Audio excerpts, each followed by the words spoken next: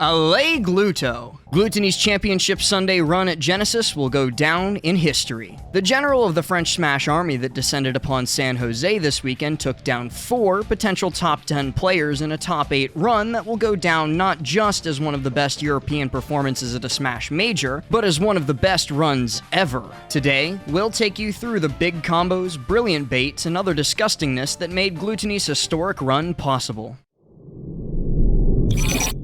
Genesis Saturday was business as usual for Glutonny. He didn't drop a single game until he ran into the buzzsaw that is MKLeo in winner's quarters. He bounced back from that loss to hand one of his regular European foes, Siski, his 7th loss in as many sets to advance to top 8. With that performance, Glutonny had already matched his placing at Genesis 7, where he picked up wins over Mutace, Goblin, and Nairo, among others. But if Glutonny was going to beat that run, he was going to have to push through some bracket demons. The 4 players that he faced on his run to Grand Finals, Cola, Zomba, Light, and Spargo, owned a collective 8-4 record over the Frenchman entering Sunday's action. Arguably, the most difficult matchup of the 4 was Glutonny's first. Not only did Cola own a 3-0 record against Glutonny, but all of those matchups had come from the past half year, with Cola taking out Glutonny twice to win CEO 2021, and adding another win in a Collision 2022 top 8 qualifying match. The set count doesn't tell the whole story, though.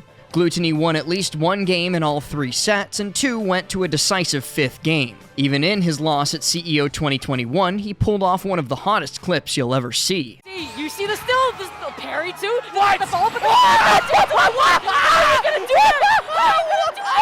It wasn't enough, though, as Glutonny simply could not find his way out of the corner against Cola's oppressive Roy, and he tried just about everything. Where the CEO sets were defined by Cola's ability to keep Glutonny on the ledge, Genesis 8's matchup between the two was defined by Glutonny's explosiveness, both with and without waft. Cola was still fantastic at the ledge, particularly when he was hitting the devastating 2-frame Dare Bear combo to catch Wario's ledge grab, but Glutonny brought a number of tricks this time, holding down on his up specials to hit through the ledge, using high bikes, and using well-timed ledge drop aerials to mix things up in a way that was lacking at CEO. As a result, he was able to survive long enough to find devastating openings. Glutonny opened Cola up for at least 40% a whopping 10 times over the course of the 4 games, an average of 2.5 per game. 2 were devastating waft combos, 1 to end game 3, notably coming after Glutonny managed to slip past a Cola ledge trap, and 1 a half waft combo to take Cola's 2nd stock of the final game. But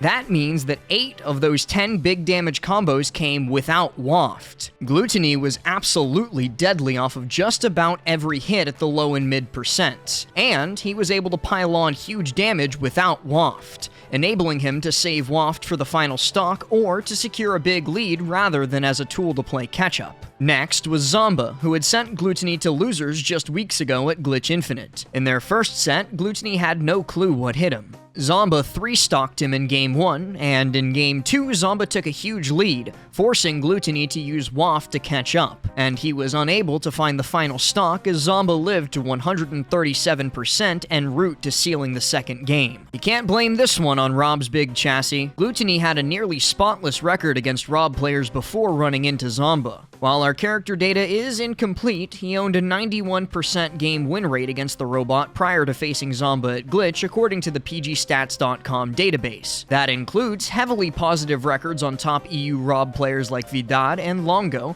and a 4-0 set record against WaDi. It was clear that Zomba's movement with the character was something entirely new to Gluto. He was able to make adjustments, though, even with that losing effort. Glutonny was even able to force a Game 5 and Wario's most terrifying situation, Rage and Waft on deck, and both players on their last stock. But Zomba had simply built too much of a lead for Glutonny to finish the reverse 3-0. The momentum Glutonny was building in the end of their previous set carried through to the Genesis 8 set. Glutonny used Wario's superior air mobility to position himself perfectly to parry nair after nair, and Gluto's punish game proved to be too much. As with the Cola set, there were 2 critical waft combos, the game winners in games 1 and 3 respectively, but Glutonny was able to find 5 other openings of at least 40% throughout the set, including these absolutely demoralizing cross-stage combos on Zomba's first counterpick, Kalos Pokemon League, in game 2.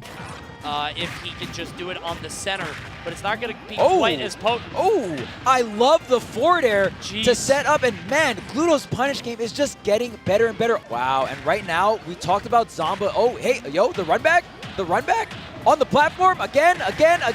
Oh my god, What? Glutonny is opening Zomba all the way up. Glutonny and Light, his loser semi's opponent, have gone about as back and forth as you can go. After Glutonny won 3-0 in pools at Ultimate Summit 2, the two traded Game 5 sets. Light took it at Prime Saga, Glutonny won at Congo Saga. Light took the run back at Congo Saga in losers, and Glutonny took their first post-lockdown set at Ultimate Summit 4. But on this day, Light would prove no match for the runaway train that was Glutonny. We even saw the often overlooked buff that Wario received in patch 13.0.1.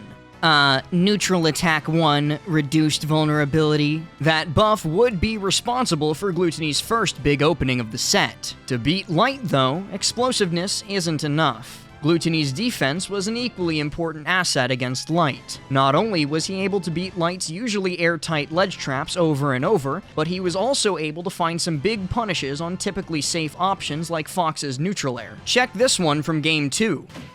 I mean, it's a good out-of-shoot option for Wario. So yeah, he kind of just, instead of playing scared, he's like, I'm just going to go ahead and drift and do it. That's going to be death.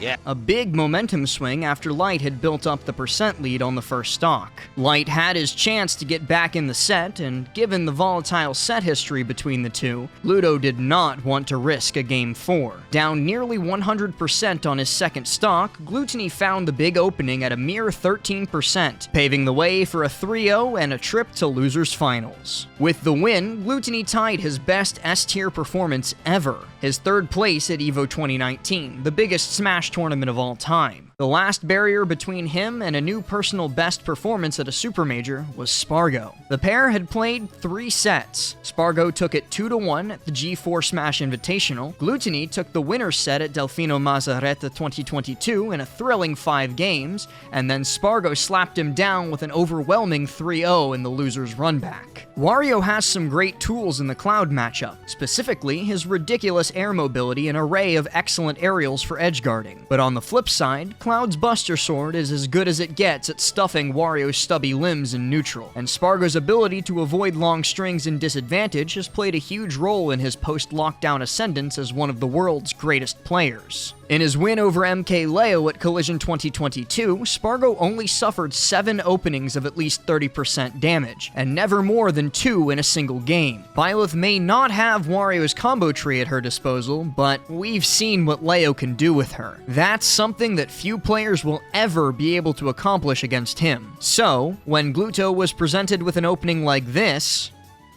you just know he had to take advantage. And take advantage he did, using Wario's superior air mobility to force Spargo into a checkmate situation. And let's give Gluto credit for this edgeguard. The fact that he was able to space his bike in a way as to not save Spargo required some deft movement and timing. Despite a wrong way waft that nearly let Spargo back into the game, Gluto was able to hold the lead and prove Spargo hadn't solved him back at Delfino Massa. Glutonny may have lost Game 2, but buried in the loss were signs that he was truly figuring out Spargo's defenses. To seal Spargo's second stock, he made brilliant use of the armor on full charged waft, using it to burst through a cloud down air and shock the entire venue. He would follow that up with a 0-79 to put Spargo in the danger zone before a misspaced up B cost him the chance at what would have been a devastating comeback win. No matter, with Spargo ledge trapping and searching for the kill early in Game 3, Glutonny pulled the reversal that arguably turned the set. It wasn't a waft combo, it was just an incredibly clean play off the ledge, similar to many of the plays that saved him against Cola earlier in the day. Gluto would push the momentum and follow up with a 50% string, and a nifty bike edgeguard ensured that a whiffed waft didn't matter. Gluto may not have had waft on deck, but Cloud is always in the danger zone against Wario and his huge selection of edgeguarding tools. And nobody in the venue was ready for it to be this one that sunk Spargo in Game 4. Spargo tried to steal the stock with the fair, but Gluto was ready. Not even the last-ditch limit could save Spargo. Gluto would add another 50% opening, his very first first opening of the decisive Game 4, which Spargo pushed to the limit before finally falling for an absolutely brilliant bike from Glutonny. In the end, Gluto managed 6 openings of at least 50% in the 4-game set, a truly impressive feat against one of the single most rock-solid players in the world. His ability to get big damage onto Spargo early and often allowed him to win the set despite hitting just 1 KO waft, and even that came in the Game 2 loss. He only hit 1 other waft in the set, the wrong way waft that nearly cost him Game 1. There's proof of just how deep Glutonny's punish game goes. Even with waft nearly taken off the table entirely, he still had enough tricks up his sleeve to take down Spargo. Even before the Spargo win, there was an argument to be made that Genesis 8 was Glutonny's greatest tournament run ever. The Spargo win ends any discussion. Glutonny's best win at EVO 2019, his previous best S-tier run, was Kameme, who peaked at 11th on the PGRU V2. CEO 2021, his previous best North American major finish,